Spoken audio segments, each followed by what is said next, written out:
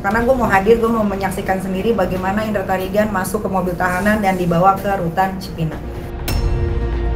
Dia sudah terdakwa, sekarang jadi terpidana. Sekarang gitu ya runtutannya. Setahu saya memang dia harus segera ditahan.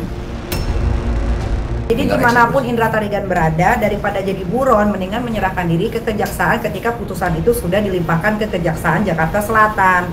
Nah, dari Kejaksaan Jakarta Selatan, jaksa akan membawa Indra Tarigan itu ke Cipinang. Berarti dia narapidana. Putusan pada pengadilan tingginya adalah 8 bulan penjara dan denda 250 juta. Kan udah gue bilang jangan ikut-ikutan. Gue tuh tidak pernah punya masalah sama dia loh. Tidak pernah punya masalah sama sekali. Iya, tahu. Karena nih kita sedang menghadapi masalah ini, mungkin saya nggak tahu. Saya belum terlalu jauh nanya dia bagaimana nanti urusan dia dengan pekerjaannya di sana. Yang saya tahu dia bilang saya akan ada di sebelah Nikita selama Nikita mempunyai masalah ini. Kehidupan Nikita Mirzani nampaknya memang tidak pernah lepas dari pusaran konflik.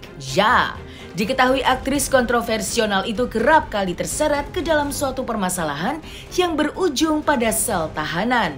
Alih-alih merasa kapok, wanita yang akrab disapa Niki itu justru akan kembali memulai lembaran baru kasus pencemaran nama baik Indra Tarigan yang sempat ia laporkan pada 22 Maret 2019 lalu.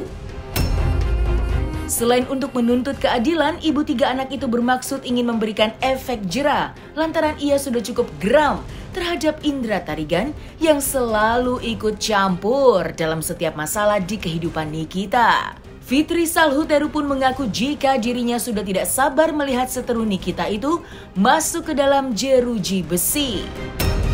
Terlepas dari itu semua, usai lelah menghadapi seruntunan permasalahan hukum, kini Nikita nampaknya mulai mengurus masalah asmaranya dengan Antonio Dedola. Bahkan wanita 36 tahun itu digadang-gadang akan segera menikah di tahun ini. Lantas, seperti apakah tanggapan dari Aji Pujianto hingga Fitri Salhuteru mengenai kabar tersebut? Dan seperti apakah kasus Nikita dengan Indra Tarigan ke depannya? Saksikan selengkapnya hanya di Cumi Camp In Depth berikut ini. Hai Cumi Lovers, bersama Cumi Camp In Depth kami sajikan kabar lengkap, mendalam dan akurat dari narasumber terpercaya. Dan jangan lupa untuk like, subscribe dan juga share channel YouTube ini.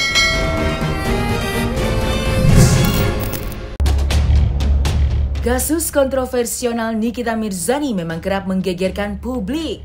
Ya, sepanjang karirnya, wanita yang akrab disapa Niki itu memang dikenal sering membuat pernyataan kontroversial yang bahkan berujung pada pelaporan dirinya ke polisi.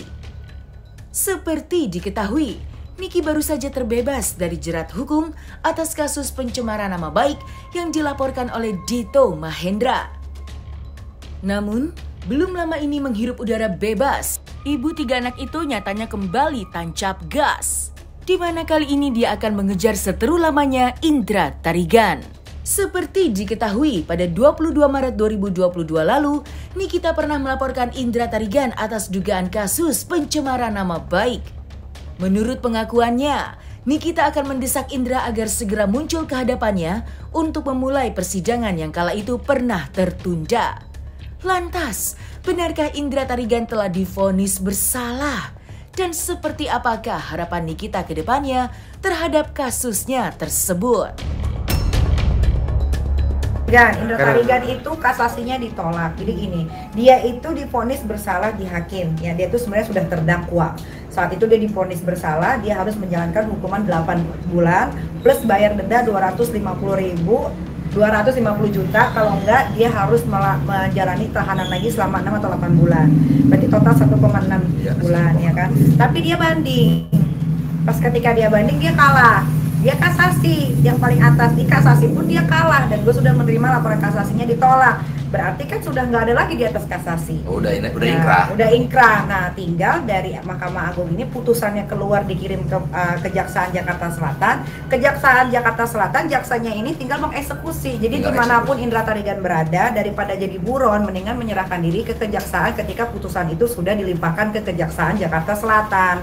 Nah, dari Kejaksaan Jakarta Selatan, jaksa akan membawa Indra Tarigan itu ke Cipinang. Berarti dia narapidana.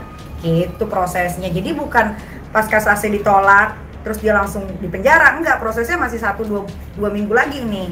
Gitu. Jadi sekarang dia masih bisa main Instagram, apa segala macam kesini ke situ. Tapi ketika putusan itu sudah ada di Kejaksaan Jakarta Selatan, ya dia harus menyerahkan diri atau dia dicari. Sebentar lagi kalau putusannya diterima sama jaksanya, jaksa akan mengeksekusi. Bahasanya bukan jemput paksa, akan dieksekusi. Jadi dia pasti akan dicari, dipanggil dulu. Nanti kalau dia datang, dia pasti akan dimasukkan, akan dieksekusi, namanya dieksekusi. Dia harus menjalani hukuman sesuai dengan putusan. Nah, sementara yang saya ingat, putusan pada pengadilan tingginya adalah 8 bulan penjara, denda 250 juta. Saya tidak tahu di Mahkamah Agung. Mahkamah Agung hanya memberikan informasi berdasarkan sistem yang saya akses ya, itu namanya e-court. Kasasinya tolak gitu. Artinya kalau kasasi ditolak ya berarti dia harus menjalani hukuman. Nah, hukumannya berapa? Nanti kita tunggu putusan kasasinya itu seperti apa. Tolak memperbaiki putusan, atau tolak memperbaiki amar, atau cuma tolak saja. Nah, itu kita lihat nanti secara pasti ya, biar nggak keliru saya. Takut keliru saya menyampaikan sesuatu. Apakah nanti putusan kasasi itu tetap, apakah memperbaiki putusan, itu kita tunggu putusannya. Yang jelas, kalau kembali ke putusan pengadilan tinggi, dia dihukum 8 bulan penjara, denda 250 juta. Pasti akan menginfokan, karena kan itu kasus gue. Pasti menginfokan. Dan gue gitu, juga, dia pasti menginfokan gitu. Dan gue pasti akan dapat info itu kalau putusannya sudah dieksekusi, putusannya udah di Kejaksaan Jakarta Selatan, gue pasti diinfo. Karena gue mau hadir, gue mau menyaksikan sendiri bagaimana Indra Tarigan masuk ke mobil tahanan dan dibawa ke rutan Cipinang. Iya kan, tiba-tiba dia mau nginjek Bang Aji yang nggak kenal sama dia Bang Aji juga nggak punya salah sama dia, tiba-tiba dia mau nginjek Kak Fitri lehernya, ya kan. Akhirnya mungkin dia nanti diinjek di rutan Cipinang. Gue nggak tahu kan, di rutan kan banyak kan, berapa ribu orang napi. Siapa tahu dia dibotakin, kita juga kan nggak tahu, ya kan. Itu urusan para napi di dalam. Kan udah gue bilang jangan ikut-ikutan. Gue tuh tidak pernah punya masalah sama dia loh, tidak pernah punya masalah sama sekali. Berawal dari Billy Saputra, gue membela Billy karena Billy deket sama gue, akhirnya berrempet ke gue sampai akhirnya ada pemecatan di Pagi-Pagi Pasti Happy waktu itu kan. Tapi ya udah, gue ikhlas aja. Tapi sampai sekarang terus setiap gue ada masalah apa dia ikut, udah gue peringati jangan ikut-ikutan. Tapi dia tetap ikut-ikutan, ya inilah hasilnya ya Bang. Gitu, apalagi sampai memposting anak gue gitu dengan kata-kata yang enggak. Baru ditentukan penyidik, jadi baru gelar kemarin dan baru penunjukan penyidik. Nah, insya Allah mudah-mudahan bisa secepatnya dilanjutkan oleh pihak penyidik melakukan pemanggilan. Mudah-mudahan dari semua kasusnya segera diproses semuanya, biar dari sini sono masuk. Iya, susah orang begini nih harus disingkirkan, orang nggak punya nyali gimana sih? Iya, karena kan dia tiba-tiba bikin lagu Bang, cover lagu di Bui kan. Ternyata itu baru gua sadari, ternyata itu lagu untuk dirinya sendiri. Gitu. Dan dia juga sudah tumpengan, baru gua sadari juga, oh ternyata dia tumpengan untuk mengakhiri masa kebebasannya, dan akhirnya dia harus dipenjara gitu. Nikita Mirzani diketahui sudah beberapa kali berhadapan dengan kasus hukum. Yang menarik, meskipun dikenal sebagai aktris sensasional, Nikita nyatanya tidak pernah luput dari orang-orang terdekatnya. Ya, sang sahabat Fitri Salhuteru nampak selalu hadir bak menjadi garda terdepan ketika Nikita tengah menghadapi semua masalah yang sedang menimpanya. Bahkan dalam kasus dugaan pencemaran nama baik Indra Tarigan ini, Fitri Salhuteru pun turut menggebu-gebu mengejar seteru sahabatnya itu. Dalam kesempatan itu, Fitri juga mengaku jika dirinya tidak akan gentar untuk membela sahabatnya yang kini akan melanjutkan kasus dugaan pencemaran nama baik itu. Bahkan, Fitri pun turut mengungkapkan alasan mengapa Nikita Mirzani begitu menggebu-gebu untuk mengejar Indra Tarigan. Lantas, seperti apakah ungkapan Fitri Salhuteru? terhadap seterus sahabatnya itu? Dia sudah tersangka, dia sudah terdakwa, sekarang jadi terpidana. Sekarang gitu ya runtutannya, memang dia harus segera ditahan. Ya kalau saya mah mau-mau aja nih, kita juga kan kepengennya seperti itu ya. Kan mereka banding kalau nggak salah, bandingnya tidak diterima. Betul. Menetapkan putusan pengadilan untuk segera mengeksekusi saudara IT, ditahan. Saya tidak pernah mau mengomentari apa yang geng sampah yang diberikan nama oleh Nikita. Biarkan saja itu menjadi ada perbuatan, ada sebab, ada akibat, ya semua tahu resikonya apa. Ya kita lihat aja satu-satu. Kalau saya dengar kan kemarin baru satu ya yang akan segera dieksekusi oleh negara untuk ditahan. Itu biar menjadi biar menjadi urusannya lawyer Nikita, karena Bang Fahmi akan melakukan langkah-langkah yang kiranya sepatutnya memang mereka yang menurut saya mengkriminalisasi Nikita mendapatkan punishment ya, balasan juga dari Nikita. Seperti biasa Nikita tidak akan pernah gentar ya, dan tidak akan pernah lelah untuk berjuang. Mereka kurang smart ya, komentarnya kurang pintar gitu. Nikita itu mengorbankan, sekali lagi ya, Nikita mengorbankan dirinya. Kalau mereka mengucapkan selamat ya harusnya selamat. Nikita sudah berani menyeret saudara DM. Gimana? Kalau yang pro berarti mereka orang pintar. Kalau yang kontra berarti orang julid, itu aja. Karena kan di sini kita harus belajar masalah, bukan masalah lambenya Nikita ya. Kita harus belajar masalah hukum di negeri ini. Kalau masalah lambe ya udahlah, itu bukan urusan yang harus saya komentari pro dan kontra ya biasa. Tetapi untuk orang-orang yang pro, kalian pintar. Tapi untuk yang kontra kalian kurang pintar. Hari ini terjadi dengan Nikita, besok lusa kalau terjadi dengan kalian, saudara kalian kan pasti belajar dari kasusnya Nikita. Terlepas dari segelintir permasalahan hukumnya, Nikita Mirzani nampaknya langsung mengurus masalah asmaranya dengan pria bule asal Jerman bernama Antonio De Dola. Bahkan Nikita berencana untuk menikah pada tahun ini. Dalam candaannya, sang sahabat Aji Pujianto akan memberikan sinyal jika pernyataan tersebut benar adanya. Menurut Nikita, Antonio adalah sosok pria yang tulus dalam menyayanginya serta kepada ketiga anaknya. Hal tersebut terbukti saat Antonio merawat anak-anaknya dengan baik ketika Nikita sedang berada di balik jeruji besi. Lantas benarkah Nikita akan menikah dengan Antonio dalam waktu dekat ini? Dan bagaimanakah respon Aji Pujianto hingga Fitri Salhuteru terhadap hal tersebut? Gua kalau sama dia gue setuju, karena dia orang baik. Dia orang baik dan dia orang benar-benar bukan hanya mencintai Niki, tapi dia mencintai semua anak-anak Niki. Luar biasa. Dan itu maksud gua sesuatu hal yang belum tentu bisa gua lakuin. Ya, paham nggak lah? Belum tentu ya. Gua bisa sayang sama dia, tapi gua belum tentu bisa sedekat itu dengan anaknya. Tapi nggak cemburu kan? Sama sekali cemburu sih pasti ada. Enggak. Gua udah ngancem dia. Lu jangan sakitin dia. Kalau lu bener, gua udah ngomong sama Kak Fitri, lu kalau nyakitin dia, lu urusan sama gua. Karena dia itu orang terdebes dan gua mengenal laki-laki yang bertanggung jawab. Itu baru dia tuh gua lihat. Top. Tony itu bukan orang sembarangan dan dia layak untuk menjaga Niki, melindungi Niki, mendampingi Niki. Karena dia basically-nya memang bukan orang sembarangan, basically-nya dia itu adalah orang pasukan khusus. Ya, jadi dia kalau di sini mah kan kita ada komando pasukan khusus, Kopassus. Ya, ada Brimob. Nah, dia itu salah satunya di negaranya. Tuh. Satu negara malu. Nih. Iya. Tuh.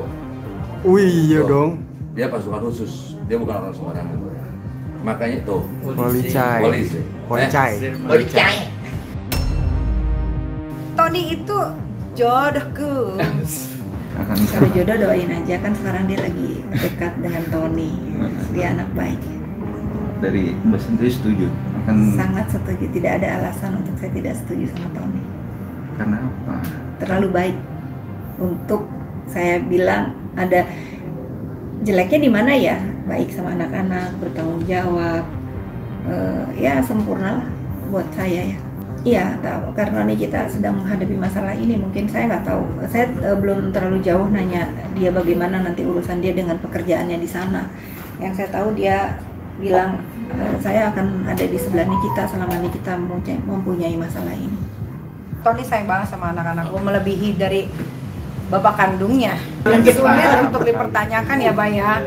Karena dekat, jauh lagi, dekat, jauh lagi.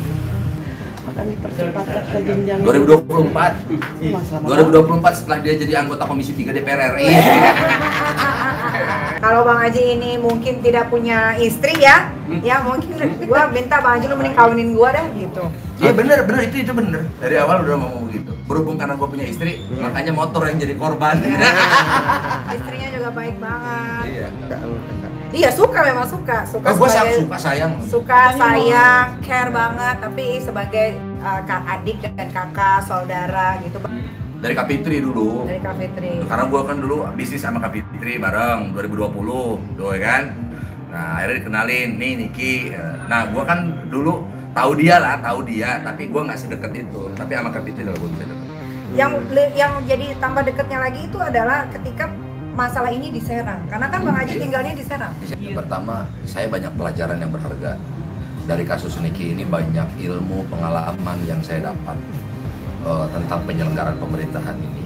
Jadi jujur saya dari awal memang tertarik dengan kasus Niki, menjadi satu tantangan juga. Sampai yang namanya kita berhasil membongkar kebohongan yang dilakukan oleh pelapor gitu kan, oleh oknum jaksa gitu kan, terkait masalah keterangan di luar negeri di sini ya kan, kita buktikan dengan data-data yang kita punya gitu kan. Wah, itu suatu kebanggaan tersendiri, dan itu adalah sebuah komitmen saya ke Niki maupun ke Kak Fitri bahwa di sini saya hadir bukan untuk tujuan apapun. Tujuannya adalah ini adalah kita keluarga, persahabatan, dan gua akan buktiin persahabatan itu bisa memudahkan segalanya, bukan menyulitkan segalanya. Semuanya akan mudah kalau kita ini berkolaborasi, kalau kita ini bersama-sama. Karena kunci sukses itu adalah berkolaborasi, bersama-sama. Susah senang kita bersama. Bukan hanya senangnya saja sama Niki gue bersama, enggak. Ketika lagi susah, makanya Niki tidak akan pernah lupain gue. Lakinya dia, suaminya dia bisa dilupain, tapi kalau gue nggak akan pernah bisa dia lupain. Nah, selesai sudah Cumi Lovers. Bersama Cumi Camp In-Depth, kabar lengkap, mendalam dan akurat dari narasumber terpercaya. Dan jangan lupa untuk like, subscribe, dan juga share channel YouTube Cumi Cumi.